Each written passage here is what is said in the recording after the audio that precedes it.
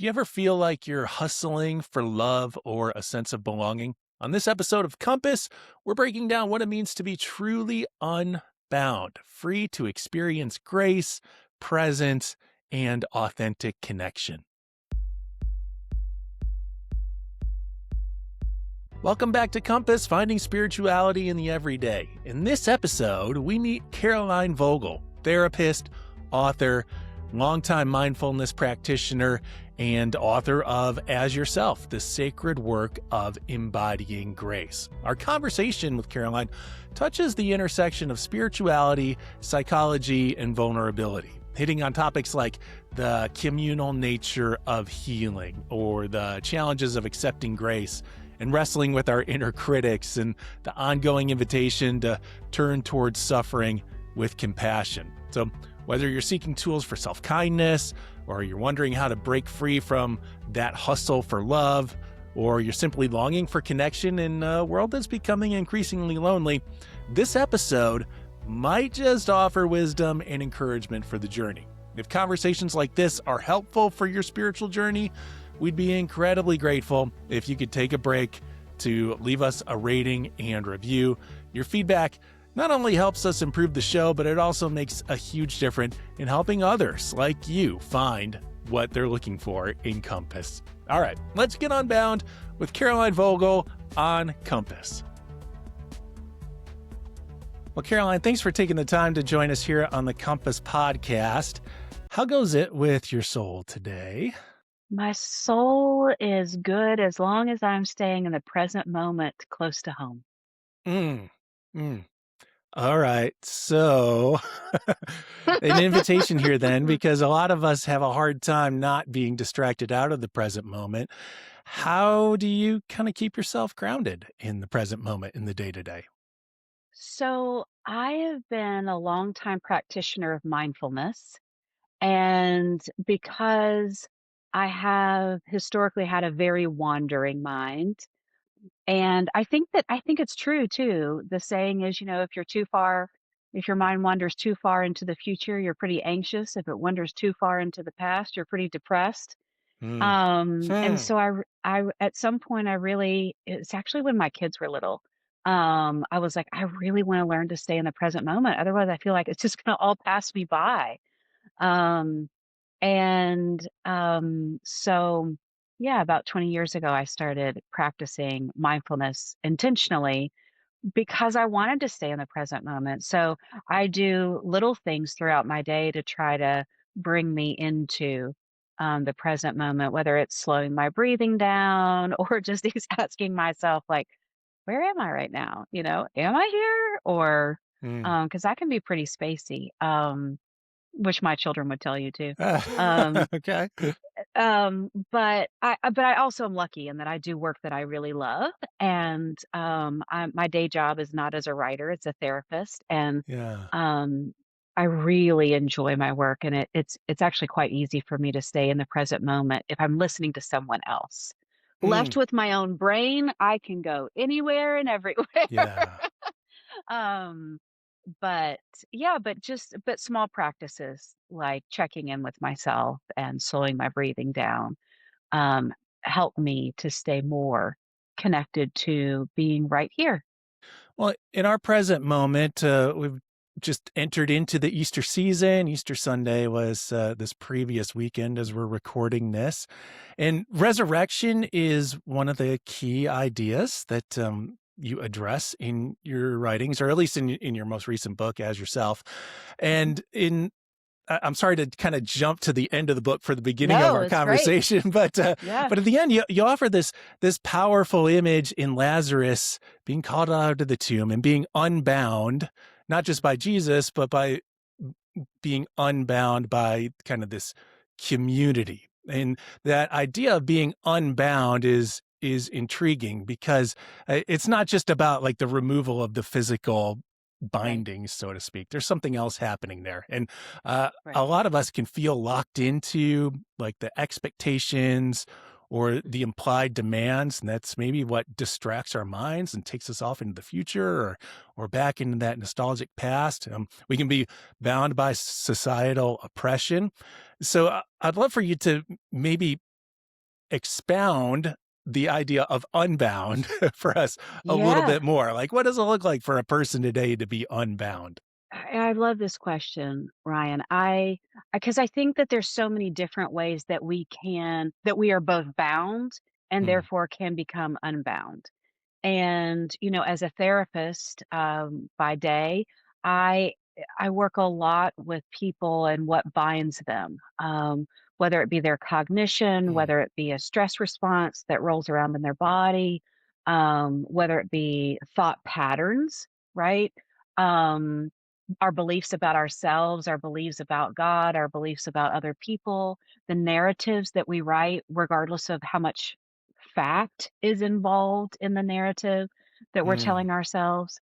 Um, and so, any number of these things alone or collectively have a way of binding us, right? Like this, just think about the stories that we tell ourselves about ourselves, mhm, whether it's our history or our present moment, um, can really play a profound effect about whether we know ourselves to be bound or whether we have a felt sense of being bound.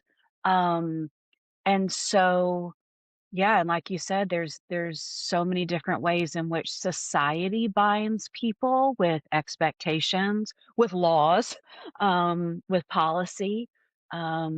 I was really when I was thinking about your questions last night, I really found myself thinking about that the most, right? Like mm, there are things we have agency over and with, and there are things in which it takes far more than one human being to be able to unbind, mm. whether it's an individual or a group of people. And just, that can be a tricky place in terms of agency. Can you tell us a little bit about the communal unbinding and Mm. what that looks like? Especially, I think we've heard about the epidemic of loneliness in this Yeah. age, and so how do we see, or how do you see the communal aspect of unbinding in action now? Well, and again, I'm gonna, as a trauma therapist, I'm gonna answer a lot of your questions coming from this perspective because I Sure. think it Yeah. speaks a lot to the world in which we live in right now. And so when we do clinical work around trauma, we do it with the transparency, the recognition that trauma happens in relationship and we heal in relationship, right? Mm, Because trauma is mm, both what happens to you, but it's also what does not happen for you.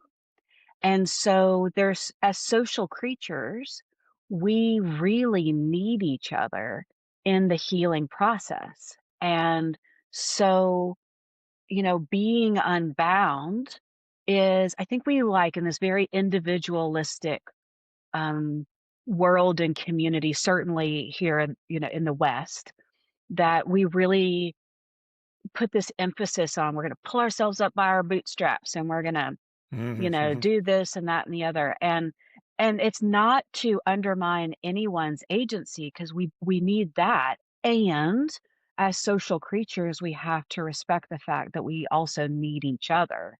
And so I think there really is something to be said about, Jesus could have unbound Lazarus. The Holy Spirit could have unbound, those wrappings.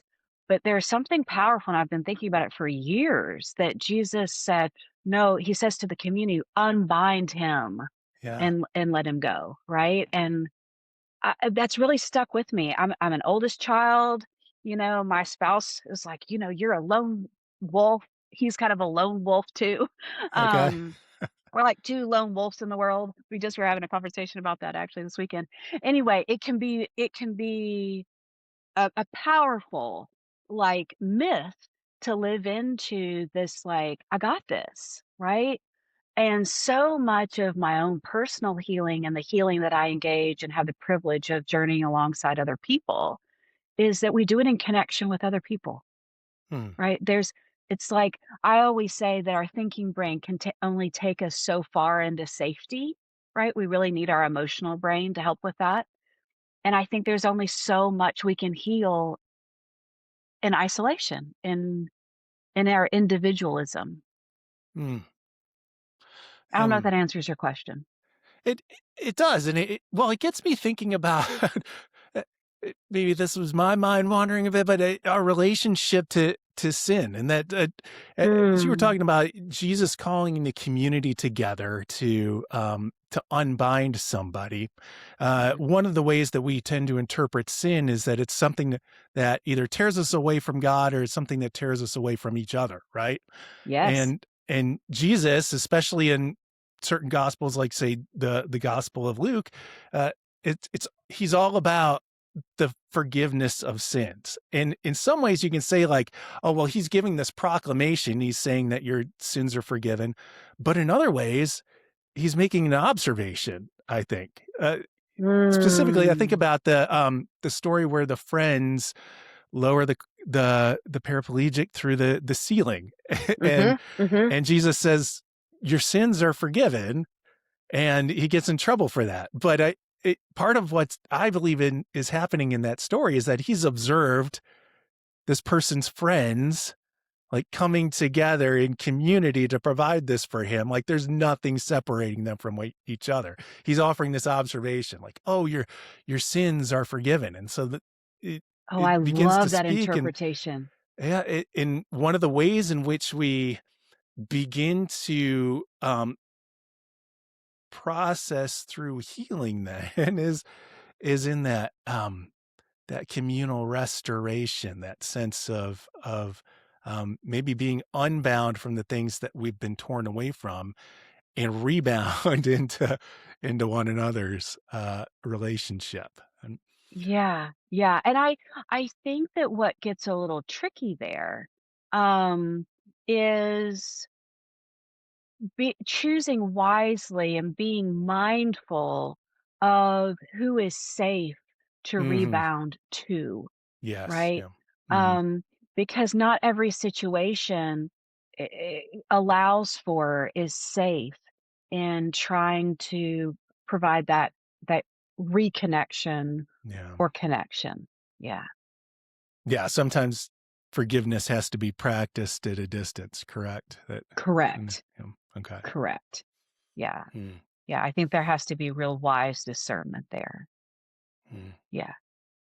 You've talked about this claiming of agency, and in relating that to grace, like I remember Mhm. I was a youth minister for a long time, and I remember trying to describe grace to students once, and I came up with what I thought was this brilliant analogy of that God loves you. There's nothing you can do about that. And the smart aleck in the back of the room goes, "Oh," but trying to describe grace is sort of this sense that God's love is without agency, and that it's just there. It's Oh, coming God's love after is without us. agency. However, however, we have Sounds the kinda scary. agency, It's coming right? after us. Yeah. You're right. Yeah, this sort of creepy. No, it's a non-threatening love. I want to, but Right. however, we have the agency then to choose whether we respond to that love or not. And that choosing to respond to that love offers a sense of vulnerability or calls us into a place of vulnerability because it's being so deeply loved. Well, I'm sorry to quote back what you've written here, but I just love this quote that we're going to have to open ourselves to the vulnerability of being so deeply loved by God that it changes everything about us. And Mhm. that sounds lovely. It It also does. sounds challenging and maybe Mhm. even intimidating to a lot of us because, well, that change part of it. So, why? I don't know. Can you speak to a little bit about like why is that so difficult for us? What is the vulnerability that's involved in allowing ourselves to be changed by God's love? Well, I think it goes back to a piece of what we've already started talking about, which is sin, right? Mm, And we oftentimes think of sin as what separates us from the love of God, right? yeah. And maybe from the love of each other and humanity, the love of ourselves. Um, And I think that there's this really close relationship for most of us around sin and shame. Right? So sin might be the behavior, the action, the words themselves, but then shame is like the emotional response that we have to to the shame, or to the sin, I mean. Mm, Um, both both emotional, but also mental too, right? The cognition around, like Brene Brown talks about shame as is the feeling that we're unworthy of love and belonging. mm, And I think, historically, Christianity, we have viewed sin as that which, you know, marks us as unworthy of love and belonging. And so then to put ourselves into a different form of theology of, okay, well, wait a minute, am I gonna actually allow myself to think that no matter what I've done, no matter what I've said, no matter what, Romans, nothing can separate me from the love of God. mm, Okay. Whoa. Well, there's a gap, right? Between, well, but we say sin is what separates me. And now I'm trying to sit with, well, maybe it doesn't separate me. mhm. And how do I deal with that disconnect? Right? Yeah. Um, and for so many of us, shame can feel so strong that it takes us into like a fight, flight, freeze, fawn Mm, response, mhm, right? Like in that overwhelm of, oh my gosh, I'm not worthy of love and belonging. I'm not worthy of connection.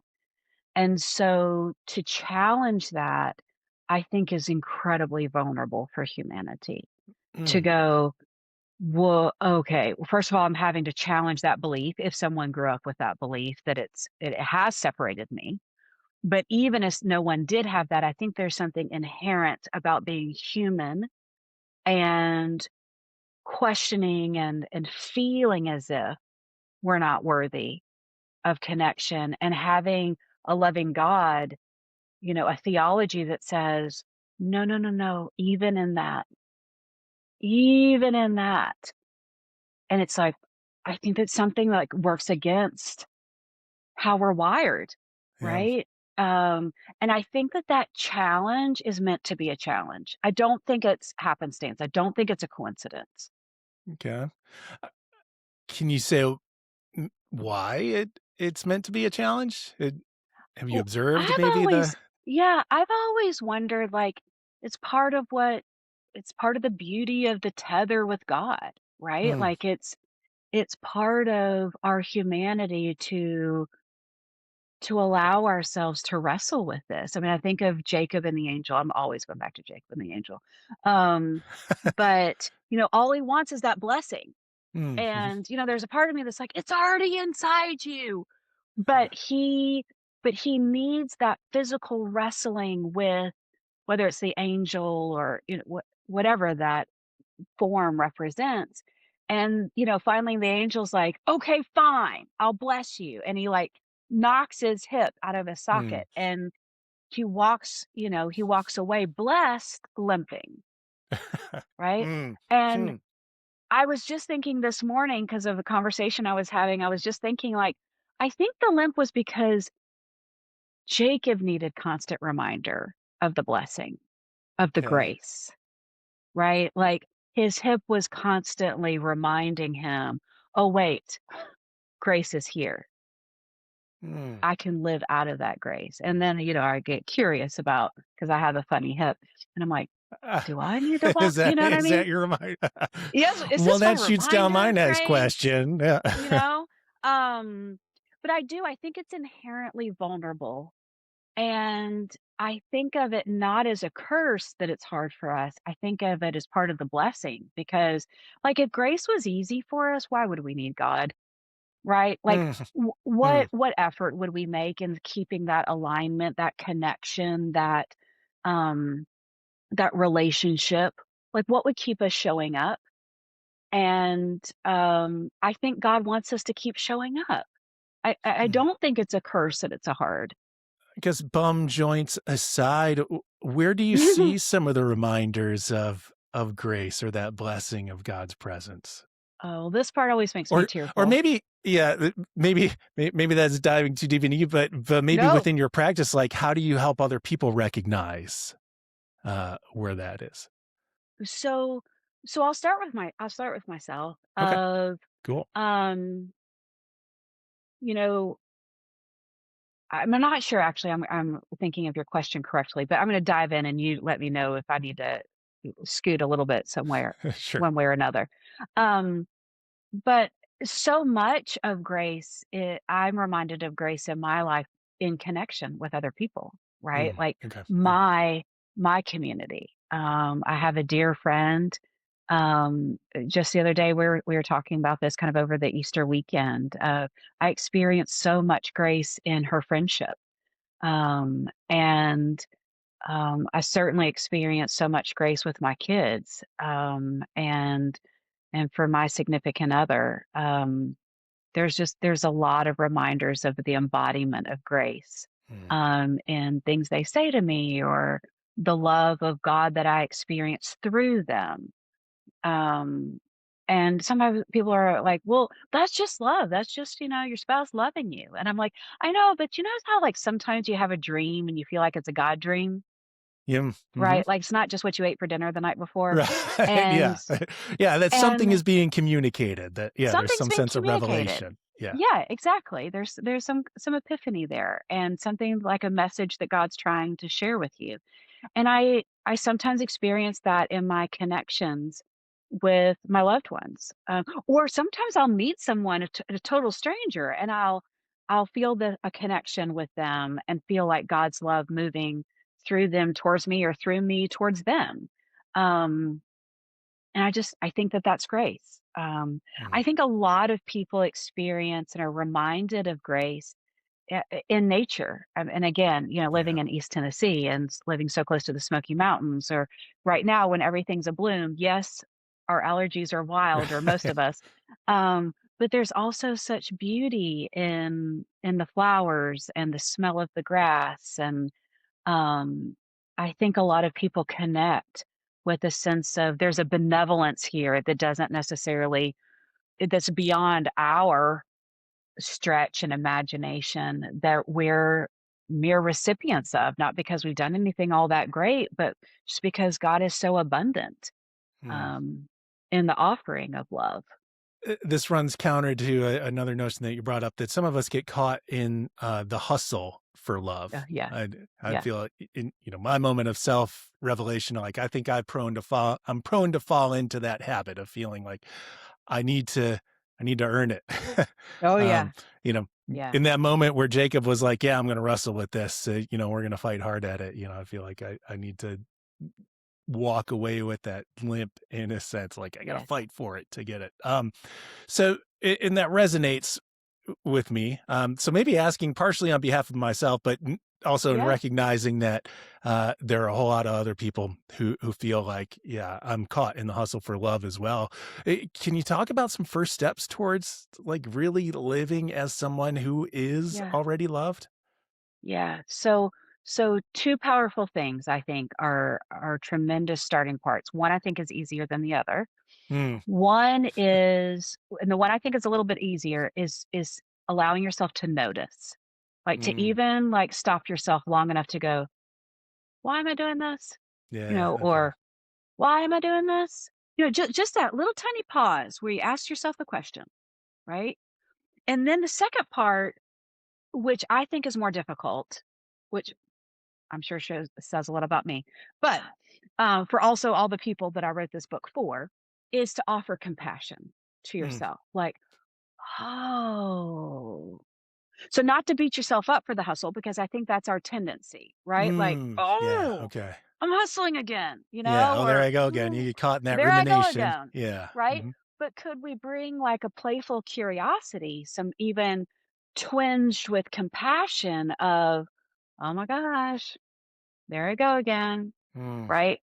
Um, because my experience is we learn the hustle for really good reasons, right? And at some point, mm, the hustle even probably has worked for us. Most of us can look back in our life and go, ooh, the hustle really paid off here. The Yeah. hustle really paid off there. That's real.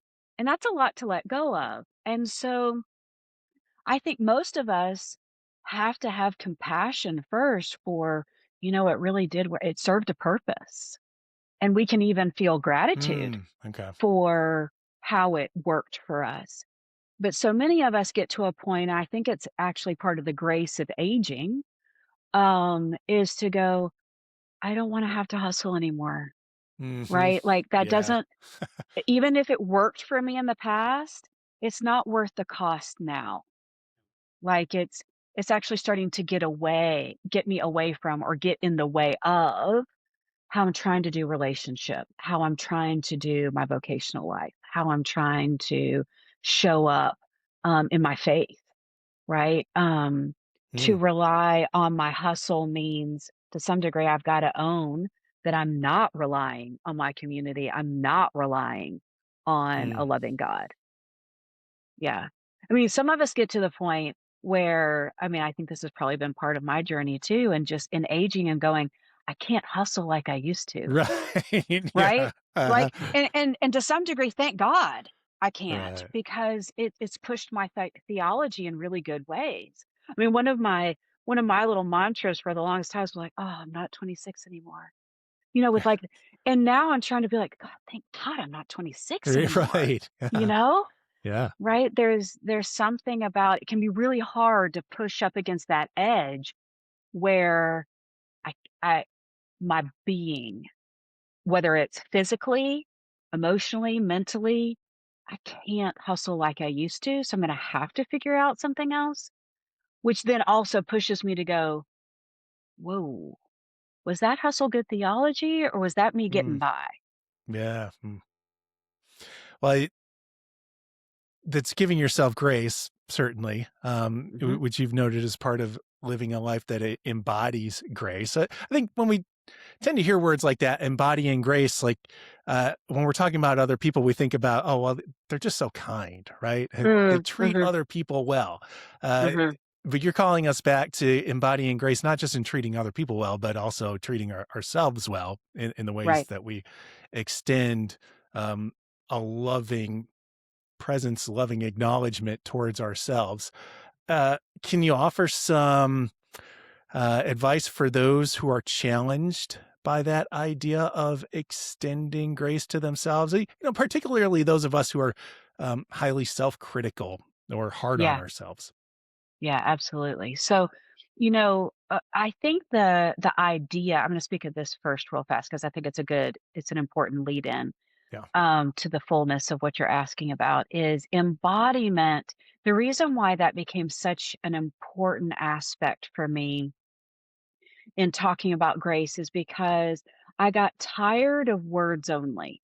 I got tired of, Mhm. um, I believe in grace in my head, right? Or I can extend grace through the thoughts I'm having about somebody, or I can extend grace in the prayers that I have for someone, or I can hold a certain situation for myself mentally, right, with grace. Um, and I think based on the theology of Maundy Thursday, we are called to something so much more radically deep and meaningful Mm. than our minds, right? Mm. But I think in Western culture, we have prized the mind so much that we Yeah. find it even superior to the wisdom of the body or the wisdom of our hearts or the wisdom of our spirit, our soul, right? And so embodiment is goes back to staying connected to our bodies, right? So many of us fly Mm. off into our heads without even knowing it, and sometimes for really good reason, right? Mm. But like there's a felt sense, like when you talked about someone being so kind, right? Like you actually, I don't know if you even knew this, but there was an embodiment. I could see it in your eyes, right? There's a different kind of Mm. way in which that is conveyed, right? And the thing is, we believe people's actions and we oftentimes and should struggle with just what people say, right? Mm, Actions speak. Our bodies speak. Our bodies carry the love of God that we're called to, as Jesus said on Maundy Thursday, love one another as I have loved you. mm, It's not just this idea of love. It's this felt sense of I have loved you. And it's from that place of touching and washing your feet and being mm, with you in the hard times. It's out of that lived place that I want you loving each other. And so I think that for people who struggle with, a strong inner critic, I think there's a variety of ways to get in it. One is having compassion. It's gonna sound counterintuitive at first, but in the beginning, like really starting to have some compassion for that inner critic. All it's trying to do is to keep you safe, mm. right? All it's trying to Wow. do is loving on you in a real difficult way, right? It's Yeah. creating Okay. pain. But at the heart of it, all it's trying to do is love you. It's just trying to Hmm. be a good friend to you and trying to keep you safe and trying to make good on a promise of keeping you secure. But it gets supersized, right? And Yeah. so it's then that becomes that both and though. Okay, well, can I have compassion for this inner critic? And can I also start to entertain like a felt sense of being loved? Our brain will play tricks on us all day long. Mm. Our body does not lie to us. Huh. So the Okay. more we can stay grounded and connected with our bodies and the wisdom that's there that God gave us, that the Spirit breathes through, the more capable we are of offering grace to ourselves. Does that answer your question? It's maybe a little bit more It does. complicated that yeah, Yeah. but What one thing I'm wondering about to follow up on that is it you talked about the inner critic almost in a sense of the other, like othering the the inner yeah, critic. I had a yeah, I have a friend who named his inner critic. And love it. does it help to extend grace? Like if we kind of other the inner critic in a way? Like we're I not think talking to so. ourselves now, we're talking to A somebody part of else. us, Yeah. right? Well, it creates, I think, enough emotional, psychic distance, right, between our true self and this part of us that likes to rear its ugly head, right? Mm, Because the inner critic can be quite painful, even though I genuinely believe at the root of it, it's just is trying to do good. yeah. It just gets really, really busy and intense at times. And so, right, by owning that it's a part of us, that it's not our whole being, does allow us to create oftentimes just enough distance to be able to engage it in a different kind of way, Mm, right? Like, people will, when it goes back to love your neighbor as yourself, and I talk about this in the book, I was like, oh my gosh, I am way kinder to my neighbor than I right. am to Yeah. myself, at least Yeah. throughout my life, right? I'm like, I hope I am so much kinder to my neighbor. Uh, And so for lots of people, I think the challenge is to is in the self-love, is in the extending grace inward. And I think we can learn something from how we already are kind to other people. It's mm, like, even allowing yourself to think of a time when grace came really naturally for you, extending it to someone else. And then you notice like, okay, well, how did I feel emotionally when that was happening? What were the thoughts that were going on in my mind? What were the words that I shared with the other person? And you even maybe, writing that out a little bit and then kind of turning it and going, okay, well, what would it be like to feel those emotions towards myself and to share those words with myself? mm. Because you have the repertoire. So many people have the repertoire within them, right? Because they've practiced it, whether with, a life partner or a best friend or a child. that we have experience to draw on. We just don't think about turning it towards ourself. Yeah. Hmm. Is it helpful then to think of that inner critic maybe as a child? Well, oftentimes it was developed in childhood. Okay. Yeah. And so for so many of us, and it's so our emotional brain pulls for a very young part. And so yes, it would be wise to think of it as an unruly child, right? Yeah. It's Okay. almost like a bully. Mm. Um a young bully that's inside of us that's just trying so hard to keep us out of Yeah. trouble, to keep us safe. But it's so Mm. mean in the process. Yeah. Um, you noted that in your writing that Jesus turned towards suffering, and that Mhm. we are also invited to do that as well. And that extends not just for turning towards the suffering of others, but as we've just been talking about, kind of turning towards the suffering within ourselves. Um, and that maybe can be some of the most difficult suffering to face. I'm sure that is somebody who is, I guess, a trauma informed um, therapist that yeah, that's a difficult place to invite people into. It is.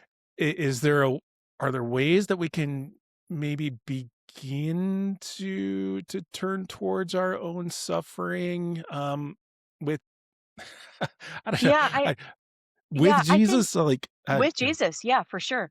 One thing is I find that helps myself and helps other people with this, Ryan, is that owning that it's hard and that it's not Mm, natural, right? Like okay. we are hardwired to turn away from pain, to turn away from our own pain, to turn away from other people's pain, right? Like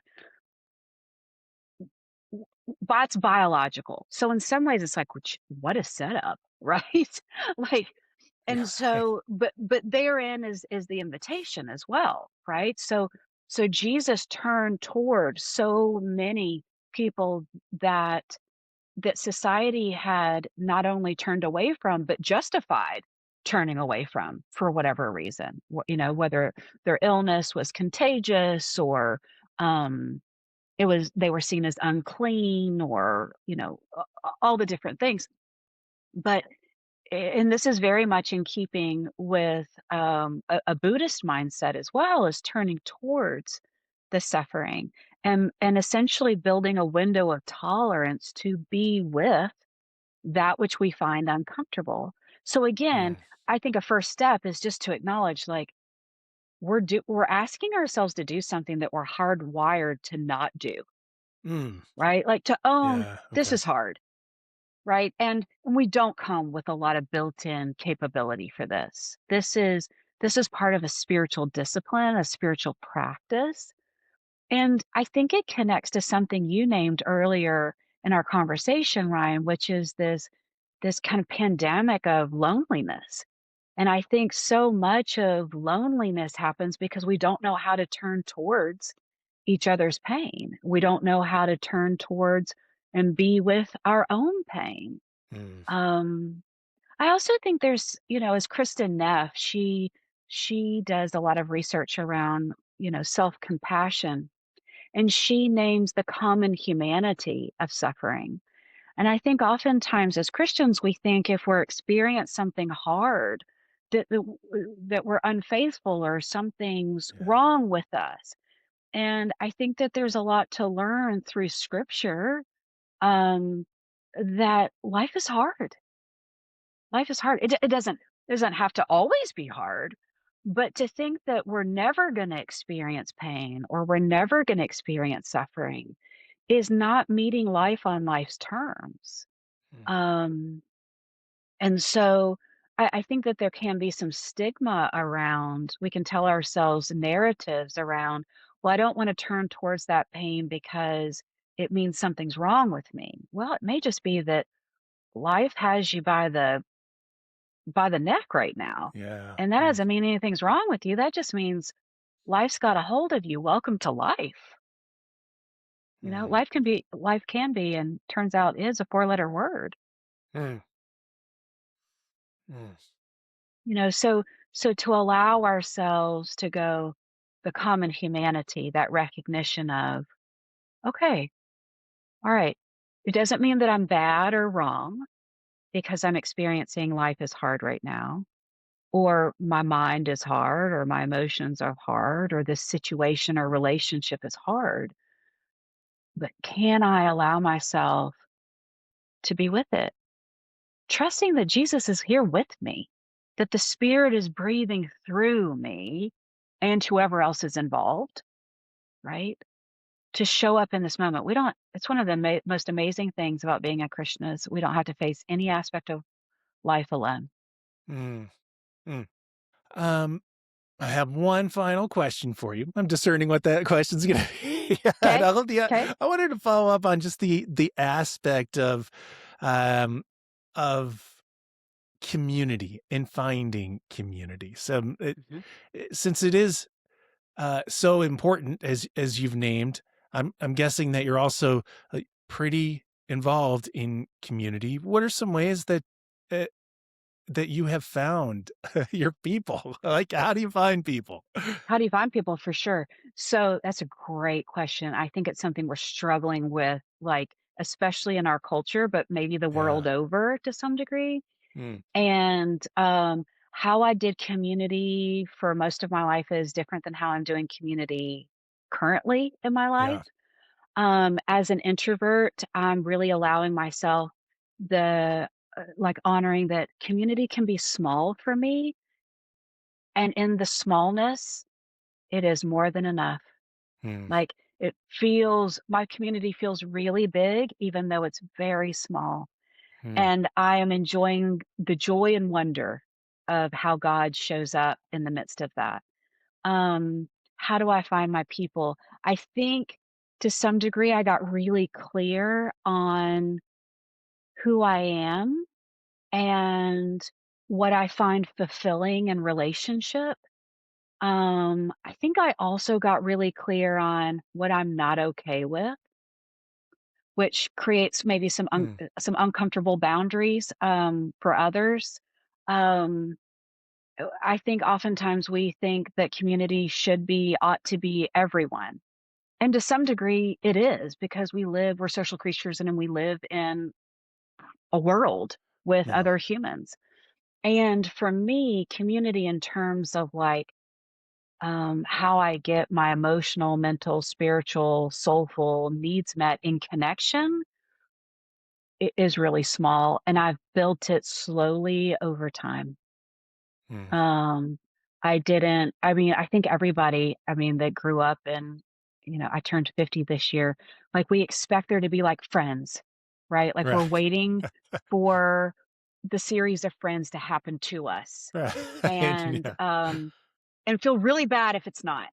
And, for me, genuine community has been built over time, very slowly. Yeah. Mm, And recognizing that even the power of one friendship over a meal, over coffee, walking together, um, sitting in a living room and talking, that can be community. It doesn't look the same for everybody. It can't look the same for everybody. We have different histories and dispositions and personalities and needs and triggers, right? And so but I do wanna encourage people to be mindful of what community is for them and what works for them and what doesn't. And it's mm. okay that not every community works for you. Well, thank you for sharing all that with us, and for Oh, sharing it's been a delight. A for delight, sharing the Ryan. real. It's Yeah, good. Yeah. thank you so much for having me. This has been really I've really enjoyed this. Thank you. Good. And CarolineVogel.com is a great place Yep. to look up for more information. Great. Yes. Well, again, thank you so much for sharing your time and for sharing the good news of grace with us. Thanks so much for joining us on this episode of Compass Finding Spirituality in the Everyday. If you'd like to dive deeper, you can head on over to our website, umc.org/compass. There you're going to find episode notes and plenty of other episodes to explore. We also want to extend a special thank you to the team at United Methodist Communications for making this whole podcast possible. If you haven't already, again, take a moment to subscribe, rate, and review Compass on your favorite podcast platform. That, of course, helps others find us and join the conversation. Again, thanks for listening. Look forward to connecting with you again in a couple of weeks. In the meantime, peace.